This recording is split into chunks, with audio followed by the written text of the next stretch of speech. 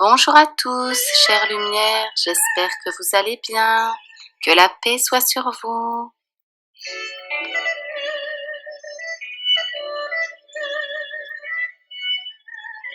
Il faut s'abandonner à Dieu en esprit d'humilité.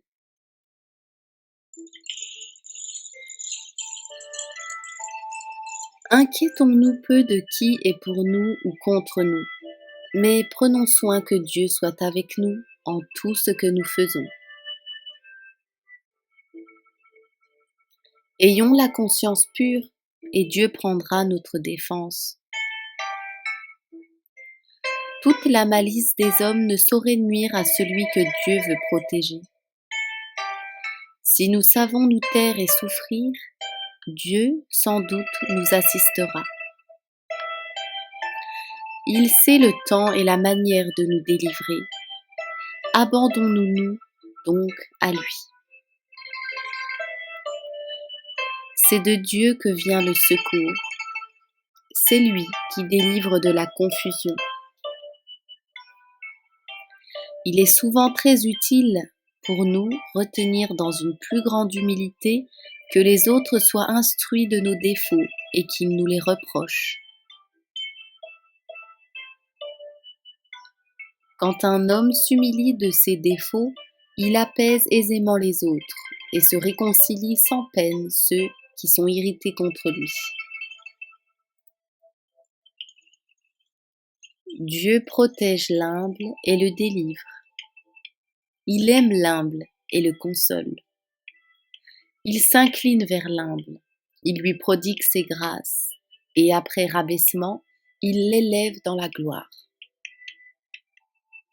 Il révèle à l'humble ses secrets, il l'invite et l'attire doucement à lui.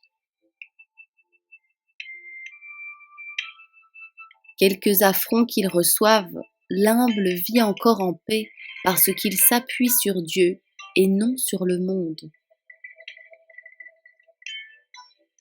Ne pensons pas avoir fait de progrès si nous ne croyons pas au-dessous de tous les autres.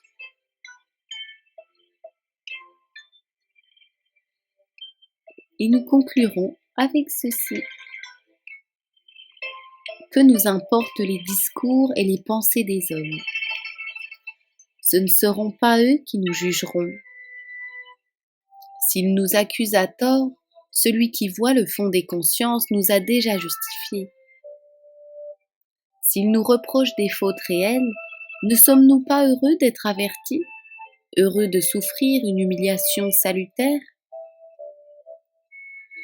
Ce qui nous trouble, c'est l'orgueil, qui ne saurait supporter d'être repris. L'humble ne s'irrite pas, ne s'émue pas, lors même que la passion le condamne injustement. Plein du sentiment de sa misère, on ne saurait jamais tant l'abaisser qu'il ne s'abaisse dans son cœur encore davantage. Voulons-nous que rien n'altère le calme de notre âme? Abandonnons-nous à Dieu en toutes choses, et dans les peines, les contrariétés, les traverses, dites avec Dieu: oui, Dieu, parce qu'il vous a plu ainsi.